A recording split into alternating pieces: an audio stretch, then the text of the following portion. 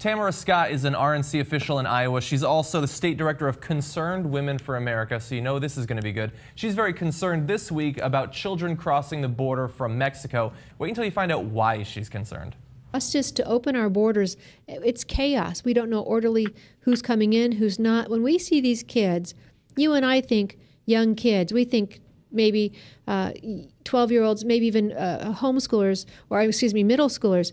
But we know back in our revolution, we had 12-year-olds fighting in our revolution. And for many of these kids, depending on where they're coming from, they could be coming from other countries and be highly trained as warriors who will meet up with their group here and actually rise up against us as Americans. We have no idea what's coming through our borders, but I would say biblically, it's not a Christian nation when you entice people to do wrong.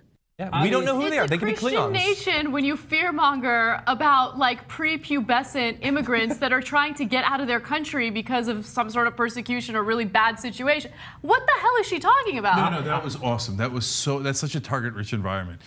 First of all, with the biblical principles, she's right though. I remember what Jesus said about the Mexican border, and he was not in favor of it. Okay, and Jesus' well-known opponent. He was for NAFTA. He was for NAFTA. He's a well-known opponent of children. Yes. Okay, definitely opposed to. Yeah. And then I like how she turned it around to us. Like, so we had child warriors, so they must have a No, wait. Yeah. You just said we had child warriors. No, they didn't have child warriors. What are you talking about? I think that one of two things happened. Either she has seen the movie Hook and she's very worried about the lost boys, or possibly she was punched in the crotch by a kid at one point and realized that when you're that low to the ground, you're very dangerous with your hands. Well, you know what? She's wearing a skirt there, and if the camera went down, you would notice she had calves like grapefruits. And but now, she's right about the border being too porous, because obviously our dipshit filter is not working at the border because people are slipping through like crazy. Yeah. She also, there was another person on that radio program with her. Let's listen to that.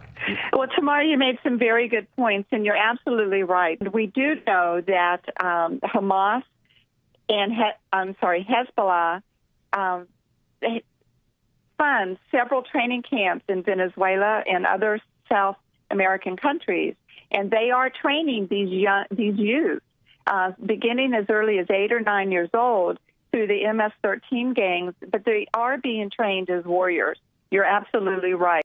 Absolutely right. You're absolutely right. That was Mary Hull, the president of the Clear Lake, Texas Tea Party, and she is drawing connections between groups I didn't know were remotely connected. And by the way, about the whole worrying about these kids coming in and rising up and overthrowing America, I was doing some research to find out if there was any sort of philosophical principle that might go against what they're saying, and I found this little-known book, the Old Testament, and they say, "The foreigner residing among you must be treated as your native born. Love them as yourself." No. We ignore the parts of the Bible that don't go along with our agenda. Duh. Yeah. So let's pretend like that didn't exist. Let's get rid That of that. direct quote from the Bible is the most devastating counter-argument I've ever seen. It's not biblical for the Mexican child warriors to cross, or we should hate the kids inside our borders. And then MS-13. The Bible told me to love them as I love myself, but sorry.